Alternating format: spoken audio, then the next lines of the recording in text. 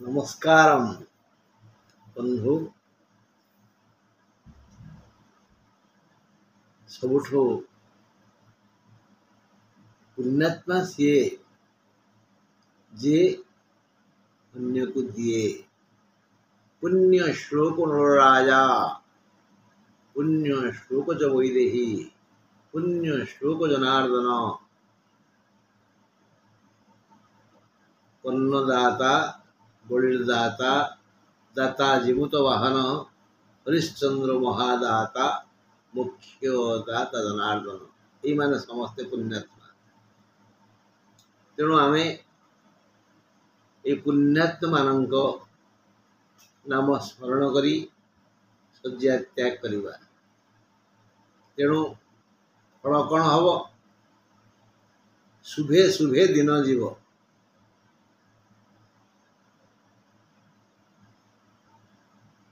बंधु कहीं मु आज प्रभात रु ये पुण्यात्मा विषय आलोचना कली जे आज आम आलोचना करिबा कुंभ राशि उपरे कुंभ राशि पाई ये मासरे ग्रह मानकर संयोग सेते भल नाई तेणु समस्त कुंभ राशि बंधु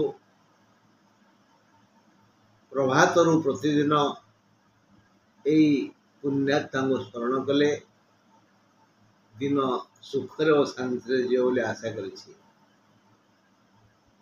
विधि विधान विचित्र कपाल लिखित भाग्यं निंदा निंद्यं शुभाशुभम साधित विधिना सर्वं गलहस्तेन कर्मणा कपाल जा लेखा है विधि से विधान को अवश्य पालन करेंगे केमती ना गलहस्तेन कर्मणा गलारे तंटी रे हाथ रखी धक्का दे काम कर कर रोगिया को बाध्य तेणु आमे जो कर्म सब करूने से कर्म फल ही आमको दुख दौची हजार गाई भितर थिबा बाछुरीटी जेमती खोजी खोजी ता माँ पाखे पहुँची जाए सेमती आमे जोठी जिमिति जो पोशाक पिंधि भी आमे करिथिबा कर्म आमको गोड़े गोड़े धरिब तेणु बंधु सत्कर्म करिबा दान देवा परोपकार करिबा परोपकारम स्वर्गं नरकं परपीड़नम अन्य को पीड़ा दबा हाथ हो कि भाତରେ हो छाटे हो कि बाटे हो का मन रे आघात दबानी विनय मधुर वचन कही तोषिबा प्राणी मन एभली सब भल काम कले कौन सी ग्रह आमको दुख देवेनी आउ आम घरे जे आमर चलती प्रतिमा ठाकुर अछंती पितामाता तांकर जत्न नवा तांकर सेवा करिबा तांकर आदेश को अक्षरे अक्षरे पालन करिबा ए सब आमर सांसारिक नियम एथिरे जे त्रुटि करे से अवश्य कष्ट भोगे ताकू क्षमा नहीं बंधु मैं देखिबा कुंभ राशि ये कुंभ राशि मालिक हेले शनि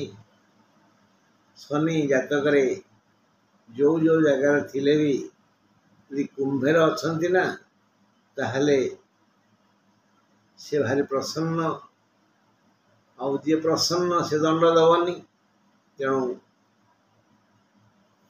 एबे कुंभरे शनि अछंती आउ से शनि हेले कुंभर मालिक आस भाई ए विषय दीप दुख हवा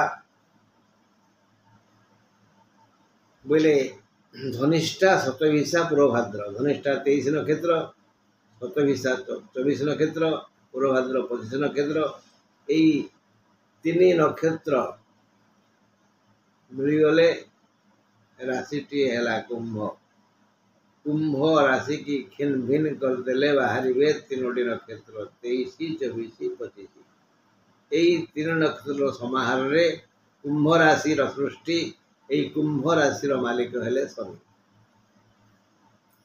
राष्ट्राधिपति जदि प्रसन्न घर मालिक जदि प्रसन्न ताहले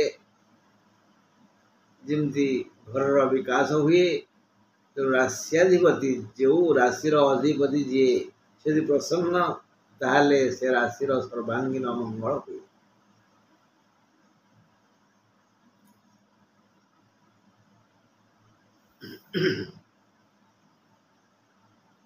এই तीन नक्षत्र सह राशिटी परम शांति रे कालांतर करिवो।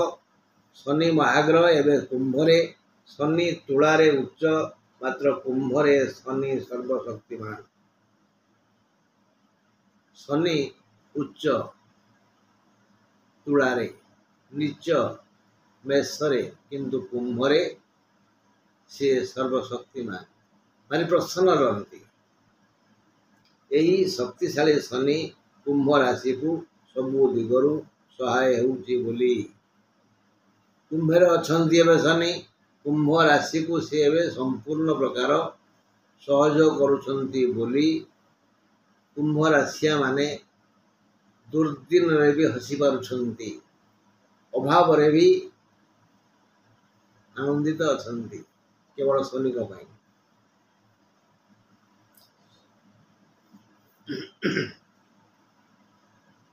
यही योग को शनिंकर सुवर्ण पाद कह जाए। शनि एवं कुंभरे तांकर सबु शक्ति सामर्थ्य साहस धैर्य बल वीर्य देई से एवं कुंभ राशि को सुरक्षा देउछंती बोली अन्य मानक अवहेला करुनांती। शनि न्याय निकृति धारक तांको पाई ज्ञानी अज्ञान धनी दरिद्र मूर्ख पंडित सब समान से केवे पक्षांतर करती नहीं। शनि कुंभरु मीन को जीवा बेले जो समय आसीबो माने 2.5 मास मीन को जीवार 2.5 मास पूर्वर कुंभ राशि को से भरपूर आनंद दे जीवे भल पुरस्कार देवे। जते बेले कुंभरु शनि मीन को जीवे 2.5 मास पूर्वर से कुंभ राशिया एते बड़ सुंदर पुरस्कृत करिवे जो थे कुंभ राशिया अतीत भोगुथिबा समस्त दुख भूली जीवे। मात्र तांको भाई जेहेतु से कुंभर अछंती जन्म शनि हिणा कुंभरे मन आतंकित अवस्था अच्छी सबु बड़े समस्त की डर लगुच। सबु कुंभ राशिया माने प्रति मनुष्य को डरुचंती प्रति जगह को डरुचंती केवल जन्म शनि पाई। कारण आरंभर जन्म शनि मन को डराई रखे डर लगे सबु बड़े समस्त को।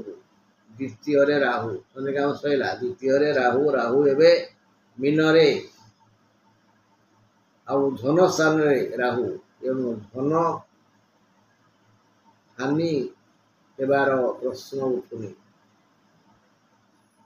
किंतु जो समय से गति कले से समयटा भल नथिला बोली हाथ को आसुथिबा समस्त धन फुटा माठियारू पानी खसीगला बड़ी खसी जाउची।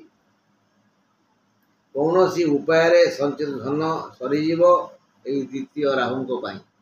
धन क्षेत्र में राहु अछंती धन दबा कथा किंतु गोचर समय से ठीक समय ठीक भाव में यात्रा कर नथिबारु से खाली नबा मूड रे अछंती दबा मूड रे न धार उद्धार करने को बाध्य हेबे एते खर्च हो जीवो।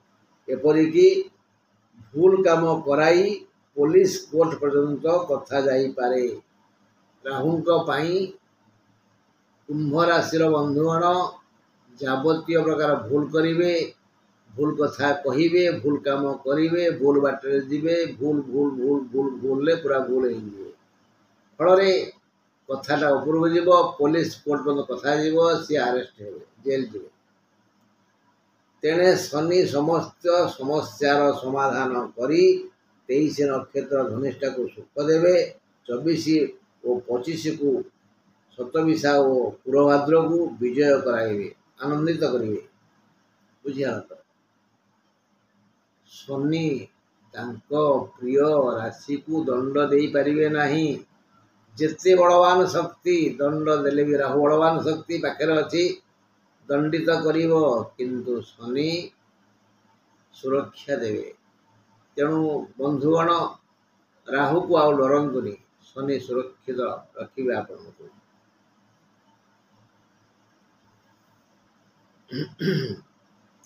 ଚତୁର୍ଥରେ ବୃଷରେ ବୃହସ୍ପତି, ଚତୁର୍ଥ ଗୁରୁ ଧନ ହାନି କରାଇଥାନ୍ତି।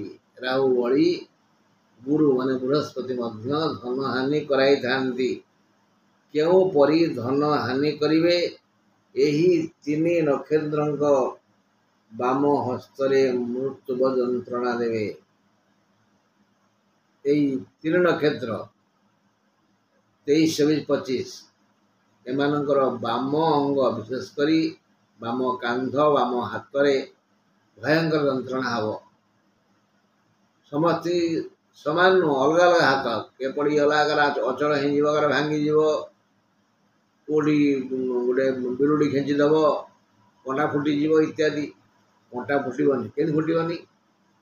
ଆମେ ଯାଉ ଯାଉ ପଡ଼ିଗଲେ ଗୋଟେ ଜାଗାରେ, କଡ଼େଇ ହେଇକରି ପଡ଼ିଗଲେ, କଣ୍ଟା ପଡ଼ିଛି, ଆମେ ଦେଖିନେ, କଣ୍ଟା ଫୁଟିବନି। ଯୋଗ ଯଦି ଖରାପ ଥାଏ ହବ ପରା ଏମିତି। ତେଣୁ ବୃହସ୍ପତି ତିନି ନକ୍ଷତ୍ରଙ୍କୁ ପୀଡ଼ା ଦେବେ ବାମ ଅଙ୍ଗରେ। ବାମ ଅଙ୍ଗରେ ପୀଡ଼ା ହେଲା, ଘା ହେଲା, ବଥ ହେଲା, ଭାଙ୍ଗିଗଲା, ଅଚଳ ହେଲା, ପଇସା ଖର୍ଚ୍ଚ ହେବ। ମଙ୍ଗଳ ପଞ୍ଚମରେ ମାନେ ମିଥୁନରେ, ପଞ୍ଚମ ମଙ୍ଗଳ ନୂଆ ନୂଆ ରୋଗ ସୃଷ୍ଟି କରିଥାନ୍ତି। ଯେଉଁ ରୋଗ ବ୍ୟାଧି ହେଉଛି କୁମ୍ଭ ରାଶିଆ ମାନଙ୍କୁ, ତାର ମୂଳ କାରଣ ହେଲେ ମଙ୍ଗଳ, ପଞ୍ଚମସ୍ତ ମଙ୍ଗଳ। ଓ ପୁରାତନ ରୋଗକୁ ସେ ବଢ଼ାଇଥାନ୍ତି। ସମସ୍ତ ରକ୍ତ ଜନିତ ରୋଗ ସୃଷ୍ଟି ହୁଏ ମଙ୍ଗଳଙ୍କ ପାଇଁ, ଘା, ବଥ ଇତ୍ୟାଦି ଇତ୍ୟାଦି। ରକ୍ତ ପୁଜ ଦେହରୁ ଯିବ, ହାତ କଟିଯିବ ମଙ୍ଗଳ ପାଇଁ, ଝୁଣ୍ଟିବେ, ନଖ ଛିଣ୍ଡିଯିବ ମଙ୍ଗଳଙ୍କ ପାଇଁ ଇତ୍ୟାଦି। ସିଂହରେ ବୁଧ, ସପ୍ତମରେ ବୁଧ, ସପ୍ତମ ବୁଧ। ବୁଧ ସପ୍ତମ ହେଲେ ଦେହରେ ବ୍ୟଥା ହୁଏ। ଏପର୍ଯ୍ୟନ୍ତ କୌଣସି ଗ୍ରହ ପ୍ରସନ୍ନ ଅବସ୍ଥାରେ ସ୍ୱବଳ ଦେଇନାହାନ୍ତି, କେବଳ ଶନି। ଭାରି କଷ୍ଟ ଲାଗେ ବୁଧଙ୍କ ପାଇଁ। ସେ 21/9ରେ କନ୍ୟାକୁ ଯିବେ, ଅଷ୍ଟମ ହେବେ। ଅଷ୍ଟମସ୍ତ ବୁଧ ଧନଧାନ୍ୟ ଦେଇ, ଏଉଠୁ ଭଲ ଟାଇମ୍ ଆସିଲା। ଏବେଠୁ ସେ 21/9ରୁ, ଏଇ ସେପ୍ଟେମ୍ବର ମାସ 21 ତାରିଖରୁ ଧନଧାନ୍ୟ ଦେବେ। ଧନଧାନ୍ୟ ଦେଇ ସୁଖୀ କରାଇଥାନ୍ତି। ବୁଧ 10/10ରେ, ଅକ୍ଟୋବର 10ରେ ତୁଳାକୁ ଯିବେ। ନବମ ବୁଧ ରୋଗ ସୃଷ୍ଟି, ପୁଣି ରୋଗ ହେବ। ସେ ଯିବେ ତୁଳାକୁ, ପୁଣି ରୋଗ ହେବ। ଶୁକ୍ର ଅଷ୍ଟମରେ ମାନେ କନ୍ୟାରେ, ଅଷ୍ଟମ ଶୁକ୍ର ବିପଦକୁ ଆମନ୍ତ୍ରଣ କରିଥାନ୍ତି। ଶୁକ୍ର ବି ଦୁଃଖ ଦେବେ। ଅଷ୍ଟମସ୍ତ ଶୁକ୍ର ବିପଦକୁ ଆମନ୍ତ୍ରଣ କରିଥାନ୍ତି। ସେ 18/9ରେ ତୁଳାକୁ ଯିବେ। ଏଇ ମାସ 18 ତାରିଖରେ ତୁଳାକୁ ଯିବେ। 2 ଦିନ ଖଣ୍ଡେ ରହିଲେ ଆଉ କ'ଣ, 16, 17, 18 ଆଉ କ'ଣ। 18ରେ ସେ ତୁଳାକୁ ଯିବେ, ହେବେ ନବମ। ନବମ ସୁଖ, ନବମସ୍ତ ଶୁକ୍ର ସୁଖ ଦେଇଥାନ୍ତି, ଅତୀତର ଦୁଃଖକୁ ହରଣ କରିଥାନ୍ତି। ବୁଧ ଭଳି ଶୁକ୍ର ବି ସୁଖ ଦେବେ। ସେ ପୁଣି 13/10ରେ ଯିବେ ବିଛାକୁ, ଦଶମସ୍ତ ହେବେ। ଦଶମ ଶୁକ୍ର ସୁଖ ଦେଇଥାନ୍ତି, ଲଗାୟତ ସୁଖ ଦେଲେ। ଏଣୁ 18 ସେପ୍ଟେମ୍ବରରୁ 16 ଅକ୍ଟୋବର ଯାଏ ଶୁକ୍ର ସୁଖ ଦେବେ। ଏ ମାସ ସାରା ସୁଖ ଦେଲେ, ଆଉ 3 ଦିନ ଖଣ୍ଡେ ଦୁଃଖ ଦେଲେ ଆଉ। ରବି କନ୍ୟାରେ, ମାସ ସାରା କନ୍ୟାରେ ରହିବେ। ଅଷ୍ଟମ ରବି ଅଚାନକ ଯନ୍ତ୍ରଣା ଦେବ, ସୃଷ୍ଟି ହେବ, କିଛି କାରଣ ନଥିବ। ଭୂତ ଘରେ ଭୂତ କଳି, କିଛି ନଥିବ। ପୁରାପୁରି ଏଇ ଆଜି ଭୋରୁ ମୁଁ ସୁଖ ନିଦ୍ରାରେ ଶୋଇଥିଲି, ଉଠିଲା ବେଳକୁ ହଠାତ୍ ମୋ ଡାହାଣ ଗୋଡ଼ର ମସଲ୍ସ ଟାଇଟ୍ ହେଇଗଲା। ଆଉ ନା ଉଠି ପାରିଲି, ନା ବସି ପାରିଲି, ନା ଶୋଇପାରିଲି। ଏଇଟା ହେଉଛି ଭୂତ ଘରେ ଭୂତ କଳି, କିଛି ନଥିବ, ଅଚାନକ ଦଣ୍ଡ ପଡ଼ିବ। ଏଇ ଯେଉଁ ଘଡ଼ଘଡ଼ି ପଡ଼ୁଛି, ଖାଇ ପିଇ ବାପ ପୁଅ ସ୍ୱାମୀ ସ୍ତ୍ରୀ ବିଲକୁ ଗଲେ, ବିଲରେ କାମ କରୁଛନ୍ତି, ହଠାତ୍ ଘଡ଼ଘଡ଼ି ପଡ଼ୁଛି। ଏଇଟା ହେଉଛି। ତେଣୁ 18 ସେପ୍ଟେମ୍ବରରୁ 16 ଅକ୍ଟୋବର ଯାଏ ଶୁକ୍ର ସୁଖ ଦେବେ। ରବି କନ୍ୟାରେ ମାସ ସାରା କନ୍ୟା ରହିବେ। ମାସ ଅଷ୍ଟମ ରବି ଅଚାନକ ଯନ୍ତ୍ରଣା ଦେବେ। ଅଷ୍ଟମରେ କେତୁ, ଅଷ୍ଟମସ୍ଥ କେତୁ ପୀଡ଼ା ଦେଇଥାନ୍ତି। ମୂଳରୁ କହିଛି, ବାରମ୍ବାର କହିଛି, ଏବେ ବି କହୁଛି, ଅଷ୍ଟମସ୍ଥ ଗ୍ରହ ପ୍ରାୟ ଦୁଃଖ ଦିଅନ୍ତି। ତାହେଲେ ଆମେ ସାରାଂଶ କ'ଣ ବୁଝିଲେ ଏଇ ଆଲୋଚନାରୁ? ବୁଝିଲେ ଜନ୍ମ ଶନି ଧନ ଓ ସୁଖ ଦେବେ। ଅଷ୍ଟମସ୍ଥ ବୁଧ ଓ ଶୁକ୍ର 1 ମାସ ଯାଏ ସୁଖ ଦେବେ, ସୁଖ ବାଣ୍ଟିବେ। ରବି ମଙ୍ଗଳ ଗୁରୁ ରାହୁ ଓ କେତୁ ଶାରୀରିକ ଯନ୍ତ୍ରଣା ଦେବେ। ତାହେଲେ ଫଳାଫଳ କ'ଣ ହେଲା? ଶାରୀରିକ ଯନ୍ତ୍ରଣା ବଢ଼ିଯିବ, ରୋଗ ହେବ, ଅସୁସ୍ଥତା ହେତୁ ଅର୍ଥ ବ୍ୟୟ ହେବ, ଅର୍ଥ ବ୍ୟୟ ହେତୁ ଚିନ୍ତା ବଢ଼ିଯିବ। ତେଣୁ ପାରିବାରିକ ଶାନ୍ତି ଭଗ୍ନ ହେବ। ଆମେ ଏ ସମୟରେ ଯଦି ଆଦିତ୍ୟ ହୃଦୟ ସ୍ତୋତ୍ର ପାଠ କରିବା, ମାସ ଆରମ୍ଭରୁ ସଂକ୍ରାନ୍ତି ଠାରୁ ଆର ସଂକ୍ରାନ୍ତି ପର୍ଯ୍ୟନ୍ତ ଆଦିତ୍ୟ ହୃଦୟ ସ୍ତୋତ୍ର, ଏହି ସ୍ତୋତ୍ର ଆମେ ଯଦି ପାଠ କରିବା ତାହେଲେ ଏ ସବୁ ସମସ୍ୟାରୁ ରବି ରକ୍ଷା କରିବେ। କାରଣ ସେ ମାସାଧିପତି ଆଦିତ୍ୟ ହୃଦୟ ସ୍ତୋତ୍ର। ଋଣ ବଢ଼ିଯିବ। ଧନପତି ବୃହସ୍ପତି ଚତୁର୍ଥ କେନ୍ଦ୍ରରେ, ଚତୁର୍ଥାଧିପ ଶୁକ୍ର କନ୍ୟାରେ, ଏଣୁ ବ୍ୟବସାୟୀ ମାନଙ୍କର ଲାଭ ହେବ। ବ୍ୟବସାୟୀ ମାନେ ଖୁସି ହେବେ। ଚାଷ ଭଲ ହେବା ଦେଖି କୃଷକ ଆନନ୍ଦିତ ହେବେ। ଦାମ୍ପତ୍ୟ ଜୀବନରେ ଝଡ଼ ସୃଷ୍ଟି ହେବ। ରୋଗ ହେଲା, ରୋଗ ପାଇଁ ଔଷଧ ଦରକାର, ଔଷଧ ପାଇଁ ପଇସା ଦରକାର, ପଇସା ଆସିବ, ଋଣ ହେବ। ପରିବାରରେ ସମସ୍ତେ ରୋଗରେ ପଡ଼ିଯିବେ। ଆପଣଙ୍କର କୁମ୍ଭ ରାଶି ମୋର, ମୋ ସ୍ତ୍ରୀର, ମୋ ପୁଅର, କି ଘରେ ମୋ ବଡ଼ ବାପାର, ମୋ ଜେଜେଙ୍କର, ଯେଉଁ ଘରେ କୁମ୍ଭ ରାଶି ଅଧିକ ଥିବେ ସମସ୍ୟା ବଢ଼ିଯିବ। ତେଣୁ ପାରିବାରିକ ଝଡ଼ ସୃଷ୍ଟି ହେବ। ନବମାଧିପ ଶୁକ୍ର, ଏଣୁ ଧାର୍ମିକ ଲୋକମାନଙ୍କୁ ସୁଖ ଶାନ୍ତି ମିଳିବ। ଗୋଟେ କଥା ଏଠି ଜ୍ଞାନୀମାନେ କହିଲେ ଯେ ଧର୍ମ କର, ଧର୍ମ କଲେ ପାପ ପାଖ ପଶିବ ନାହିଁ। ଇଲେକ୍ଟ୍ରିକ୍ ବଲ୍ ଜଳୁଛି ମାନେ ଅନ୍ଧକାର ଆପେ ପଳେଇଯିବ। ଧର୍ମ ହେଉଛି ସେଇ, ଆମେ ଯେଉଁ ପାଣି ଦେଇ କହୁନେ ଧର୍ମ, ସୂର୍ଯ୍ୟକୁ ଧର୍ମ କହନ୍ତି। ସୂର୍ଯ୍ୟ ଯିଏ ଧର୍ମ ସିଏ ନୁହଁ, କିନ୍ତୁ ସୂର୍ଯ୍ୟକୁ ଆମେ ସବୁ ଧର୍ମ କହିଥାଉ, ସେ ଆଲୋକ ବର୍ତ୍ତିକା। ଧାର୍ମିକ ଲୋକମାନଙ୍କୁ ସୁଖ ଶାନ୍ତି ମିଳିବ। ମହିଳାମାନେ ସମସ୍ୟାରେ ପଡ଼ିଯିବେ। ମାନେ ସମସ୍ତ ମହିଳା, କିଶୋରୀ ଠାରୁ ବୃଦ୍ଧା ପର୍ଯ୍ୟନ୍ତ ସମସ୍ତ ପ୍ରକାର ନାରୀ ନାନାବିଧ ସମସ୍ୟାର ସମ୍ମୁଖୀନ ହେବେ। ଛାତ୍ରଛାତ୍ରୀ ଓ ଗବେଷକମାନଙ୍କ ମଧ୍ୟରେ କିଛି ଆନନ୍ଦର ଲହରୀ ଖେଳିବ, ସେମାନେ ବିକଶିତ ହେବେ। ଆମେ ଜାଣିବା ଆଜି ଶୁଭ ବିଚାର କରିବା। ଶୁଭ ବାର ଶୁକ୍ର ଓ ଶନି, ଶୁଭ ରଙ୍ଗ କଳା ଓ ଘନୀଳ, ଶୁଭ ରଙ୍ଗ 1, 3, 7, 9। ଘାତ ବାର କୁମ୍ଭ ରାଶି ପାଇଁ, ଘାତ ବାର ଗୁରୁବାର ସେପ୍ଟେମ୍ବର 19, 26, ଅକ୍ଟୋବର 3, 10, 17ରେ ପଡ଼ିବ। ଘାତ ବାର ଗୁରୁବାର ସେପ୍ଟେମ୍ବର 19, 26, ଅକ୍ଟୋବର 3, 10, 17ରେ ପଡ଼ିବ। ଘାତ ନକ୍ଷତ୍ର ଆରଦ୍ରା ସେପ୍ଟେମ୍ବର 25ରେ ପଡ଼ିବ। ଘାତ ନକ୍ଷତ୍ର ଆରଦ୍ରା ସେପ୍ଟେମ୍ବର 25ରେ ପଡ଼ିବ। ଘାତ ତିଥି ଚତୁର୍ଥୀ, ଘାତ ତିଥି ଚତୁର୍ଥୀ ସେପ୍ଟେମ୍ବର 21, ଅକ୍ଟୋବର 7। ଘାତ ଚନ୍ଦ୍ର ଏକାଦଶ ଚନ୍ଦ୍ର ଧନଚନ୍ଦ୍ର, ଧନଚନ୍ଦ୍ର ଘାତ ଚନ୍ଦ୍ର ଅକ୍ଟୋବର 9, 10, 11ରେ ପଡ଼ିବ। ମୁଁ ଯେତିକି ଜାଣିଥିଲି ସେତିକି କହିଲି। ମୋର ସୀମିତ ଜ୍ଞାନରେ ମୁଁ ଯାହା ସବୁ ଲେଖିଥିଲି, ଯାହା ସବୁ ପଢ଼ିଲି, ତାହା ଆପଣମାନଙ୍କର ମଙ୍ଗଳ ପାଇଁ, ହିତ ପାଇଁ ଆଶା କରେ। ଆଦିତ୍ୟ ହୃଦୟ ସ୍ତୋତ୍ର ବହିଟି କିଣନ୍ତୁ, ବୁକ୍ ଷ୍ଟୋରରେ ମିଳିବ। ଦାମ ବହୁତ କମ୍, 2-4 ଟଙ୍କା ଭିତରେ। ତାକୁ ମନେକରି ଅତି କମରେ ଗୋଟିଏ ମାସ ପଢ଼ନ୍ତୁ, ସମସ୍ତ ସମସ୍ୟାର ସମାଧାନ ହେବ। ରହିଲି, ନମସ୍କାର।